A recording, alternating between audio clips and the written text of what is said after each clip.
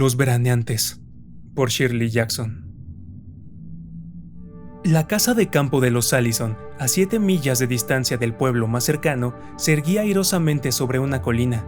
Desde 3 de sus lados se divisaba una extensión cubierta de hermosos árboles y de una vegetación que casi nunca, ni siquiera en pleno verano, aparecía agostada y seca. En el cuarto lado estaba el lago, que llegaba hasta el embarcadero de madera que los Allison no se molestaban ya en reparar y que se divisaba igualmente bien desde el porche delantero, el porche lateral o cualquier lugar de la rústica escalera que conducía desde el porche hasta el agua. Aunque los Allison estaban profundamente enamorados de su casita de verano, esperaban con ansia que llegara el buen tiempo y odiaban tener que marcharse en otoño. No se habían preocupado por introducir mejoras en ella, considerando que la casita en sí y el lago eran una mejora suficiente para el tiempo que les quedaba de vida. La casita no tenía calefacción, ni agua, ni corriente, ni electricidad. Durante 7 veranos, Janet Allison había cocinado en una estufa de queroseno, calentando en ella toda el agua que necesitaba. Robert Allison, por su parte, había acarreado diariamente cubos de agua desde el pozo existente en el patio trasero, y había leído su periódico por las noches a la luz de una vela, y los dos, acostumbrados a la higiene de la ciudad, habían terminado por despreocuparse de un modo absoluto por algunos aspectos poco agradables, desde el punto de vista higiénico, de aquella existencia semisalvaje. Los Allison no eran unas personas refinadas, desde luego. Miss Allison tenía 58 años y Mr. Allison 60. Habían visto crecer a sus hijos y huir de la casita de verano para instalarse con sus propias familias en alguna playa de moda. Sus amigos estaban muertos o se sentían demasiado viejos para abandonar las confortables viviendas de sus nietos y sobrinos. En invierno, los Allison se decían el uno al otro que podían soportar su apartamento de Nueva York con la esperanza de que llegara el verano. En verano se decían el uno al otro que valía la pena pasar el invierno con la esperanza de que llegara el buen tiempo. Dado que eran lo bastante viejos como para no avergonzarse de tener unas costumbres regulares, los Allison se marchaban, invariablemente de su casa de verano, el martes siguiente al día del trabajo, y se sentían invariablemente disgustados cuando los meses de septiembre y principios de octubre resultaban insufriblemente calurosos en la ciudad. Cada año reconocían que no había nada que les obligara a regresar a Nueva York, pero les costó muchísimo superar su inercia tradicional y decidir quedarse en la casita de verano después del día del trabajo. En realidad, no hay nada que nos obligue a regresar a la ciudad, le dijo Miss Allison a su marido gravemente, como si se le acabara de ocurrir la idea. Y él replicó, como si hasta entonces no se le hubiera ocurrido la idea: Desde luego, podríamos disfrutar del campo una temporada más. En consecuencia, con mucho placer y una leve sensación de aventuras, Miss Allison se dirigió al pueblo al día siguiente del día del trabajo, y les dijo a los nativos con los cuales tenía tratos, con un divertido aire de conspiración, que ella y su marido habían decidido quedarse a pasar otro mes en su casita de campo. Al fin y al cabo, nada nos reclama en la ciudad, le dijo a Mr. Babcock, el dueño de la tienda de comestibles. Podemos disfrutar del campo unas semanas más. Hasta ahora nadie se había quedado en el lago después del día del trabajo, dijo el tendedero. Estaba colocando las compras de Miss Allison en una caja de cartón y se interrumpió un momento para mirar con aire reflexivo un paquete de pastas para té. Nadie, añadió. Oh, la ciudad. Miss Allison le hablaba siempre a Mr. Babcock de la ciudad como si él estuviera soñando con trasladarse allí. Hace un calor horroroso. No tiene usted idea del calor que hace en la ciudad. Cuando mi marido y yo nos marchamos de aquí, siempre tenemos un gran disgusto. No les gusta marcharse, dijo Mr. Babcock. Una de las costumbres más enojosas de los nativos de las que Miss Allison se había dado cuenta era la de repetir una afirmación vulgar, convirtiéndola en una afirmación todavía más vulgar. A mí tampoco me gusta marcharme, dijo Mr. Babcock, tras una leve reflexión, y él y Miss Allison sonrieron. Pero, hasta ahora, nunca oí decir que nadie se quedara en el lago después del día del trabajo. Bueno, nosotros vamos a probarlo. Las cosas no se saben hasta que se prueban, replicó gravemente Mr. Babcock. Físicamente, decidió Miss Allison, como siempre que salía de la tienda de comestibles después de una de sus vagas conversaciones con Mr. Babcock, físicamente, Mr. Babcock podría servir como modelo de una estatua de Daniel Webster, pero mentalmente era horrible pensar hasta qué punto había degenerado la raza yanqui de Nueva Inglaterra. Lo comentó con su marido mientras subía al automóvil y él dijo: Eso es el resultado de generaciones de endogamia. Eso y la pobreza del suelo. Dado que este era su gran viaje al pueblo, el cual efectuaban solamente cada 2 semanas para comprar cosas que no podían enviarles, pasaban allí todo el día, deteniéndose a comer un bocadillo en la tienda de los periódicos y los refrescos, y dejando los paquetes amontonados en la parte trasera del auto. A pesar de que Miss Allison podía hacer sus pedidos de comestibles por teléfono, prefería hacer sus compras personalmente, para ver lo que adquiría. En esta ocasión, además, Miss Allison estaba interesada en un juego de platos de cristal resistentes al fuego que había encontrado por casualidad en los grandes almacenes en miniatura del pueblo. Un interés que solo ella parecía tener, ya que la gente del campo, con su desconfianza instintiva hacia todo lo que no ofreciera un aspecto tan permanente como los árboles, las rocas y el cielo, apenas habían empezado a experimentar las baterías de cocina de aluminio en sustitución de las de barro cocido. Miss Allison pidió que le envolvieran cuidadosamente los platos, de modo que pudieran soportar el incómodo viaje por el camino rocoso que conducía a la casita de campo. Y mientras Mr. Charlie Walpole, que en unión de su hermano menor Albert regentaba la tienda, a la tienda se la conocía por el nombre de Johnson's porque se encontraba en el lugar donde se había alzado la antigua cabaña de Johnson, que ardió 50 años antes de que naciera Charlie Walpole, envolvía los platos en papel de periódico. Miss Allison dijo, en tono casual: Desde luego pude haber esperado a comprar esos platos en Nueva York, pero este año no vamos a marcharnos tan pronto. He oído decir que ustedes van a quedarse, dijo Mr. Charlie Walpole. Siguió envolviendo los platos y no miró a Miss Allison mientras continuaba. Nadie se queda en el lago después del día del trabajo. Bueno, verá, dijo Miss Allison, como si el viejo Charlie mereciera una explicación.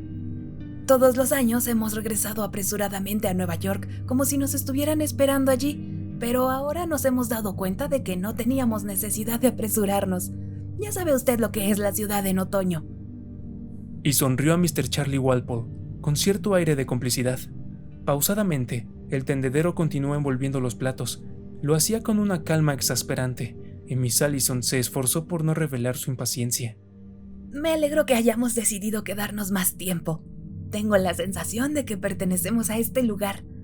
Y, para demostrarlo, sonrió cordialmente a través de la tienda a una mujer con rostro familiar, que podía haber sido la mujer que les vendió las fresas a los Allison un año, o la mujer que ocasionalmente ayudaba a Mr. Babcock en su tienda, y que probablemente era tía suya. Bueno, dijo Mr. Charlie Walpole. Empujó el paquete a través del mostrador para dar a entender que estaba terminado y que por una venta bien hecha y un paquete bien envuelto, estaba dispuesto a aceptar una cierta cantidad de dinero. Bueno, repitió. Hasta ahora los veraneantes no se habían quedado nunca en el lago después del día del trabajo. Miss Allison le entregó un billete de $1 y el tendedero le devolvió el cambio, contando cuidadosamente los peniques.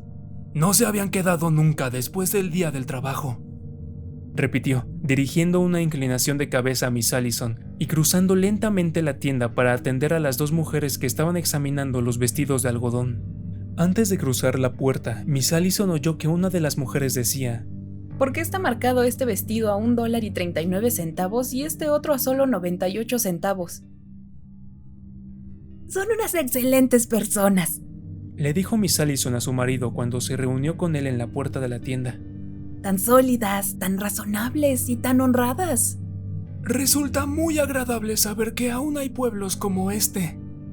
En Nueva York podría haber conseguido estos platos unos centavos más baratos, pero no hubiera habido nada personal en la transacción. ¿Van a quedarse en el lago?, preguntó Miss Martin en la tienda de los periódicos y refrescos. He oído decir que van a quedarse. Hemos decidido aprovechar el buen tiempo que hace este año. Miss Martin era comparativamente una recién llegada al pueblo. Había vivido en una casa de labor de los alrededores hasta que se casó con el dueño de la tienda y continuaba regentándola después de la muerte de su marido. Servía refrescos embotellados y preparaba bocadillos de huevos fritos con cebolla. Nadie se ha quedado tanto tiempo antes, dijo Miss Martin. Por lo menos nadie se ha quedado después del día del trabajo. Creí que se marchaban ustedes el día del trabajo, les dijo más tarde Mr. Hall, su vecino más próximo, enfrente de la tienda de Mr. Babcock. donde los Allison se disponían a subir a su automóvil para regresar a casa. Me sorprendió enterarme que iban a quedarse. Nos ha parecido una lástima marcharnos tan pronto, dijo Miss Allison. Mr. Hall vivía a 3 millas de distancia de la casa de campo. Suministraba huevos y mantequilla a los Allison, y ocasionalmente, desde la cumbre de su colina, los Allison podían ver las luces de la casa a primeras horas de la noche, antes de que los Hall se acostaran. Habitualmente todos se marchan el día del trabajo. El camino de regreso era largo y escabroso. Empezaba a oscurecer, y Mr. Allison tenía que conducir con mucho cuidado sobre el sucio sendero que discurría junto al lago. Miss Allison iba reclinada contra el asiento, agradablemente relajada después de un día que parecía agitadísimo comparado con su existencia cotidiana. En su mente cosquilleaban de modo placentero los nuevos platos de cristal y la media arroba de manzanas rojas y el paquete de papeles pintados con los cuales iba a decorar los estantes de la cocina. ¡Qué agradable resulta regresar a casa!, murmuró cuando llegaron a la vista de su casita, siluetada encima de ellos contra el cielo. Me alegra que decidiéramos quedarnos, asintió Mr. Allison.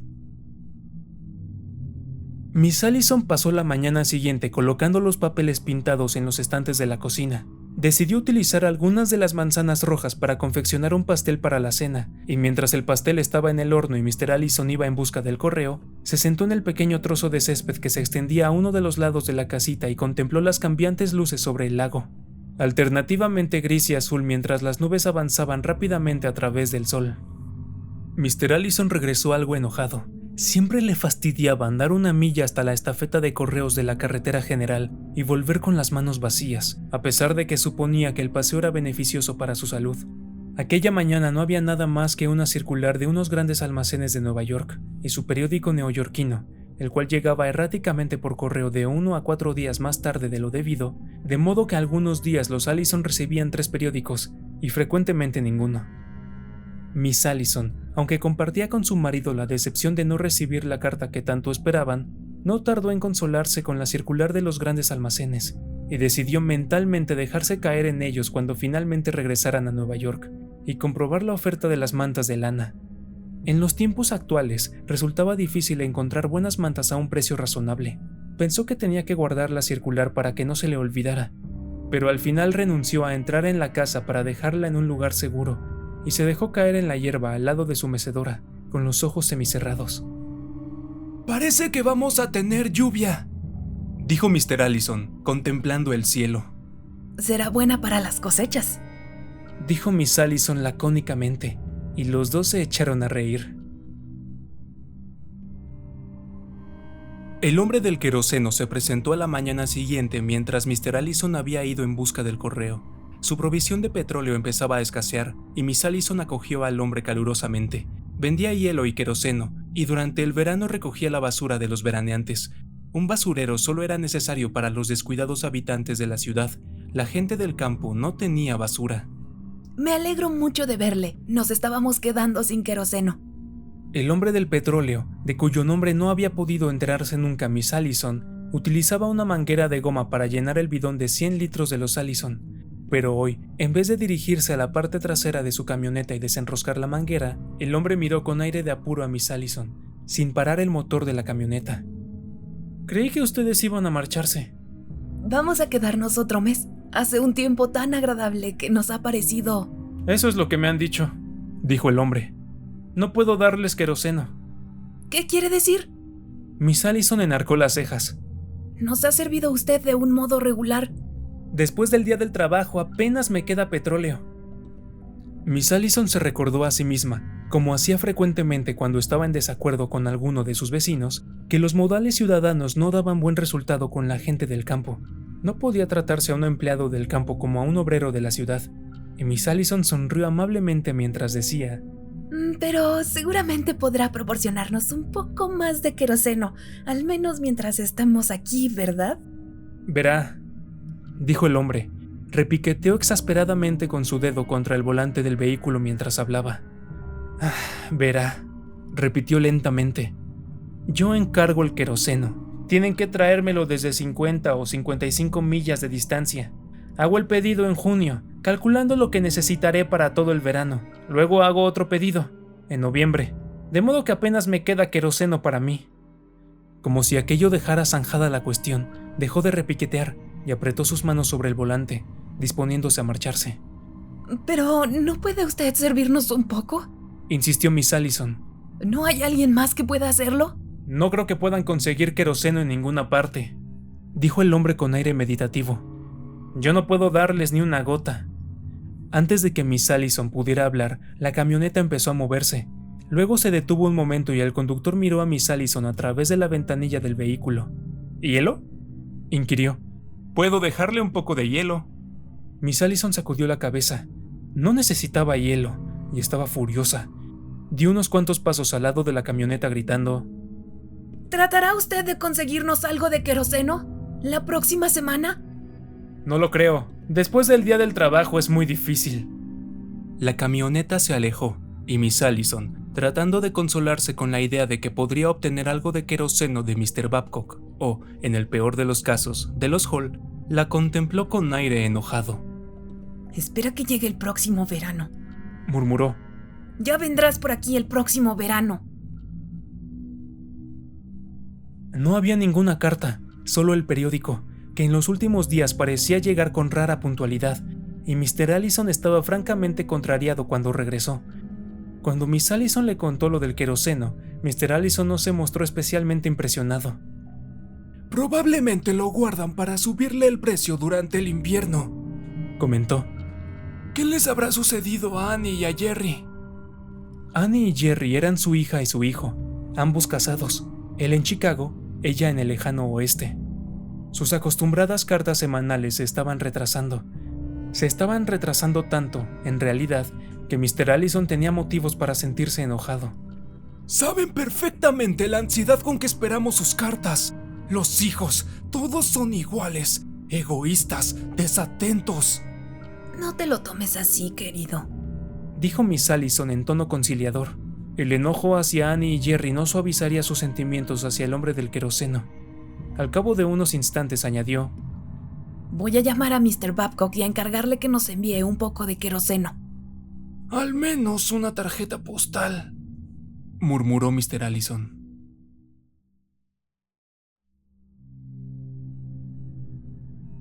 Al igual que con la mayoría de los inconvenientes de la casita de campo, los Allison no se fijaban ya de un modo especial en el teléfono, limitándose a aceptar sus rarezas sin quejarse conscientemente.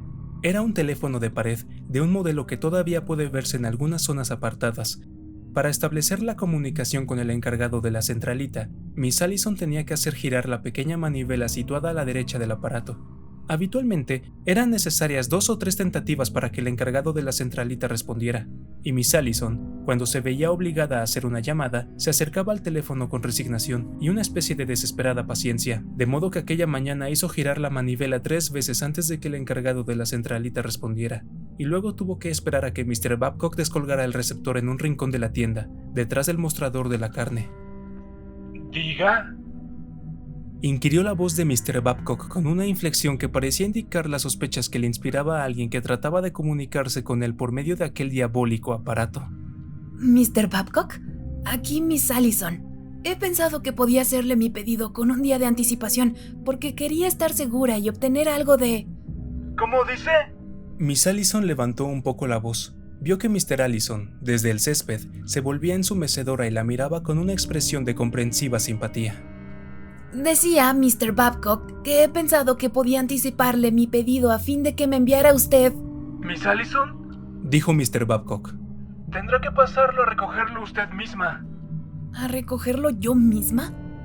En su sorpresa, Miss Allison dejó que su voz volviera a su tono normal, y Mr. Babcock gritó: ¿Cómo dice, Miss Allison? Creí que usted me lo enviaría, como de costumbre, dijo Miss Allison. Verá, Miss Allison, dijo Mr. Babcock. Hubo una pausa, y mientras Miss Allison esperaba, contempló la cabeza de su marido, que se recortaba contra el cielo. Miss Allison, continuó finalmente Mr. Babcock. En verano mi hijo me ayuda en la tienda, como usted ya sabe, pero ayer regresó a la escuela y no tengo a nadie para atender a los envíos. Solo los hago en verano, ¿comprende? Creí que los hacía siempre. Únicamente hasta el día del trabajo, Miss Allison, dijo Mr. Babcock en tono firme. Usted no ha estado nunca aquí después del día del trabajo, de modo que no podía saberlo, desde luego. Miss Allison se contuvo, repitiéndose una y otra vez que no pueden utilizarse los mismos modales con la gente del campo que con la de la ciudad, y que el enfurecerse no le serviría de nada. ¿Está usted seguro? Preguntó finalmente. ¿No podría enviarnos un último pedido hoy, Mr. Babcock? Imposible, Miss Allison. No puedo emplear a alguien para un envío a un solo cliente del lago. Compréndalo. ¿Qué me dice de Mr. Hall? Preguntó repentinamente Miss Allison. Vive a 3 millas de distancia de nuestra casa. Mr. Hall podría recogerlo cuando vaya al pueblo y... ¿Hall? Inquirió Mr. Babcock. ¿John Hall? Se ha marchado a visitar a unos parientes. Pero los Hall no sirven los huevos y la mantequilla, dijo Miss Allison, anonadada. ¿Se marcharon ayer? Probablemente no creyeron que se quedaran ustedes ahí. Pero yo le dije a Mr. Hall... Empezó a decir Miss Allison, pero se interrumpió. Mañana enviaré a Mr. Allison a recoger algunas cosas, añadió. Le atenderé con mucho gusto. Después de colgar el receptor, Miss Allison fue a sentarse de nuevo en la mecedora contigua a la de su marido. Mr. Babcock no va a enviarnos nada. Tendrás que ir tú mañana. Solo tenemos el queroseno suficiente hasta que tú regreses. Debió avisarnos antes, dijo Mr. Allison.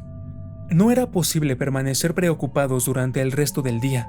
El campo no había ofrecido nunca un aspecto más atractivo, y el lago se movía plácidamente debajo de ellos, entre los árboles, con la casi increíble suavidad de un cuadro veraniego.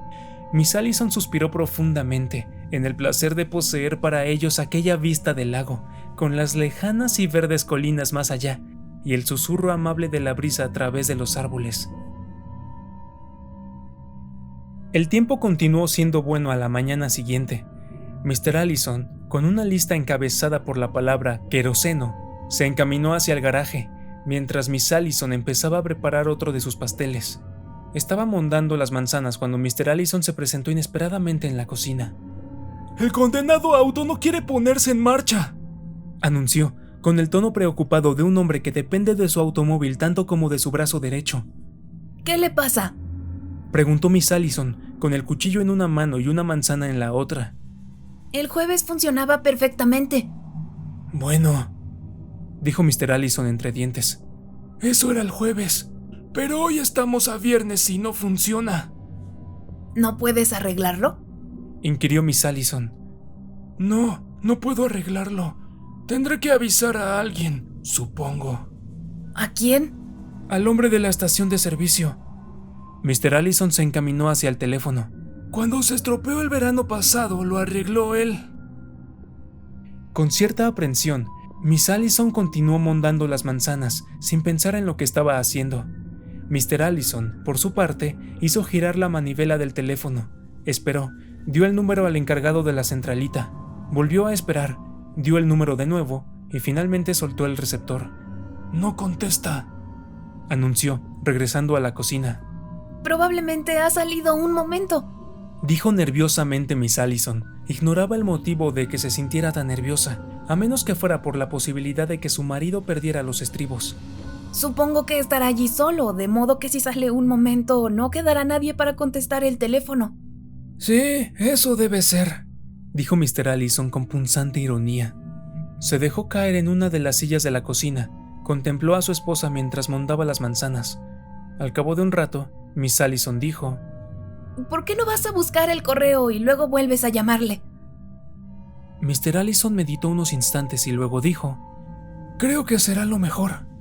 Se puso en pie trabajosamente y cuando llegó a la puerta de la cocina se volvió y dijo: Pero si no hay ninguna carta... Y se marchó, dejando un horrible silencio tras de él. Miss Allison continuó con su pastel. Por 2 veces se acercó a la ventana para contemplar el cielo y comprobar si estaba nublado. La cocina parecía inesperadamente oscura y la propia Miss Allison se sentía en el estado de tensión que precede a una tormenta, pero las 2 veces vio que el cielo estaba despejado y claro, sonriendo con indiferencia a la casita de verano de los Allison así como al resto del mundo. Cuando Miss Allison con su pastel listo para el horno se acercó por tercera vez a mirar hacia el exterior, vio a su marido que ascendía por el sendero. tenía un aspecto más alegre y al ver a su esposa, agitó una carta en el aire. ¡Es de Jerry!, gritó, cuando estuvo lo bastante cerca para que ella pudiera oírle. ¡Al fin! ¡Una carta! Miss Allison se dio cuenta, con cierta preocupación, de que su marido no era ya capaz de subir el ligero repecho que conducía hasta la casa sin respirar penosamente. Pero inmediatamente Mr. Allison cruzó el umbral, esgrimiendo la carta. «No he querido abrirla hasta llegar aquí». Miss Allison examinó con una avidez que la sorprendió a ella misma la familiar escritura de su hijo. No podía imaginar por qué la excitaba tanto aquella carta, a no ser porque era la primera que recibían después de mucho tiempo. Sería una carta agradable, respetuosa, contando lo que hacían Alice y los niños, informando de los progresos en su trabajo, comentando el tiempo que hacía hacia Chicago, para terminar con cariñosos saludos de parte de todos. Mr. y Miss Allison hubieran podido recitar, sin el menor esfuerzo, una carta típica de cualquiera de sus dos hijos. Mr. Allison abrió lentamente el sobre, y luego extendió la carta sobre la mesa de la cocina para que su esposa pudiera leerla al mismo tiempo que lo hacía él. «Queridos mamá y papá», empezaba, con la familiar caligrafía de Jerry, algo infantil. «Me alegro de que esta carta les llegue al lago como de costumbre. Siempre hemos pensado que regresaban a la ciudad demasiado pronto y que debían de quedarse más tiempo en el campo. Alice dice que ya no son tan jóvenes como antes y que ya no tienen nada que los reclame en la ciudad, de modo que lo mejor es que se diviertan mientras puedan hacerlo. Dado que los dos se encuentran bien ahí, ha sido una buena idea quedarse». Con cierta sensación de intranquilidad, Miss Allison miró de soslayo a su marido. Este leía con profunda atención, y Miss Allison tomó el sobre vacío, sin saber exactamente por qué. La dirección, escrita por el propio Jerry, era la de siempre, y el matasellos era el de Chicago. Desde luego que es el de Chicago, pensó Miss Allison rápidamente. ¿Por qué iban a echarla al correo en otra parte? Cuando volvió de nuevo su atención a la carta, su marido había vuelto a la página, y Miss Allison leyó con él. «Y desde luego, si se contagian del sarampión, etc., más tarde se encontrarán mejor. Alice está bien, lo mismo que yo. Últimamente hemos jugado mucho al bridge con los Carruthers, una pareja encantadora, de nuestra misma edad aproximadamente. El que ha muerto ha sido el viejo Dixon, de nuestra oficina de Chicago. Solía preguntar mucho por papá. Procuren pasarlo lo mejor posible en el lago, y no tengan prisa en regresar. Cariñosos saludos de todos nosotros. Jerry». ¡Qué raro!, comentó Miss Allison. No parece una carta de Jerry. Jerry no escribe nunca algo como... ¿Cómo qué?, preguntó Mr. Allison. ¿Nunca escribe algo como qué? Miss Allison dio vueltas a la carta entre sus dedos, con las cejas fruncidas. Era imposible encontrar ninguna frase, ninguna palabra, incluso, que no pareciera de Jerry. Tal vez se debía únicamente a que la carta se había retrasado tanto, o a la anormal cantidad de huellas de dedos que había en el sobre. No lo sé, respondió finalmente Miss Allison. «Voy a llamar de nuevo a la estación de servicio», anunció Mr. Allison. Miss Allison leyó la carta 2 veces más, tratando de encontrar alguna frase que resultara anormal. Luego regresó Mr. Allison y dijo, en voz baja: «El teléfono no funciona». ¿Qué?, inquirió Miss Allison, dejando caer la carta. «El teléfono no funciona», repitió Mr. Allison. El resto del día transcurrió rápidamente después de un almuerzo a base de galletas y leche. Los Allison fueron a sentarse sobre el césped, pero la tarde se acortó inesperadamente a causa de unas nubes tormentosas, hasta el punto de que a las 4 había oscurecido. La tormenta, sin embargo, parecía retrasarse, como si quisiera saborear por anticipado el placer de descargar su furia sobre la casita y el lago. De cuando en cuando relampagueaba, pero no cayó ni una sola gota de lluvia. Por la noche, Mr. y Miss Allison, sentados muy juntos en el interior de su casita, pusieron en marcha la radio de pilas que se habían traído de Nueva York. No había ninguna lámpara encendida, y la única claridad procedía de los relámpagos del exterior y del pequeño recuadro iluminado en la parte delantera del aparato de radio. La frágil estructura de la casita no era lo bastante recia como para contener en su interior los ruidos de la ciudad, la música y las voces de la radio, y los Allison podían oír todos aquellos sonidos esparciéndose a través del lago, los saxofones de la orquesta de Nueva York sollozando sobre el agua, la voz de la vocalista desvaneciéndose inexorablemente en el límpido aire campestre, incluso el locutor, anunciando con entusiasmo las cualidades de unas determinadas hojas de afeitar, no era más que una voz inhumana surgiendo de la casita de campo de los Allison y regresando a ella, como si el lago y las colinas y los árboles la rechazaran por indeseable.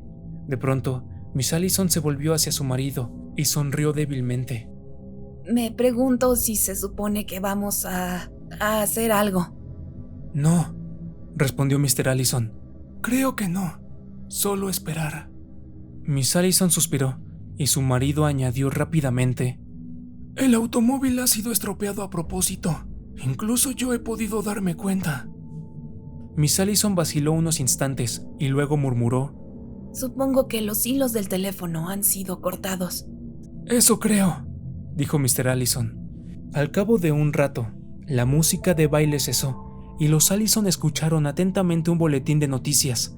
La voz del locutor les habló de un matrimonio que iba a celebrarse en Hollywood. Les informó de los resultados de los partidos de béisbol y del probable aumento que sufrirían los precios durante la próxima temporada. Les habló, en la casita de verano, como si todavía merecieran oír noticias de un mundo con el cual solo estaban unidos ahora a través de las pilas de la radio, que por cierto, empezaban ya a gastarse. Miss Allison se acercó a la ventana y miró a la lisa superficie del lago, a la negra masa de árboles y a la tormenta a punto de descargar, y dijo en tono casual: Ahora comprendo lo de la carta de Jerry. Lo supe anoche cuando vi apagarse la luz en la casa de los Hall, dijo Mr. Allison. El viento, soplando repentinamente sobre el lago, remoloneó alrededor de la casita de verano y chocó contra las ventanas. Involuntariamente, Mr. y Miss Allison se acercaron más el uno al otro, y al primer estallido del trueno, Mr. Allison alargó el brazo y tomó la mano de su esposa. Y luego, mientras en el exterior llameaban los relámpagos y el aparato de radio enmudecía, los dos ancianos se abrazaron en su casita de verano y esperaron.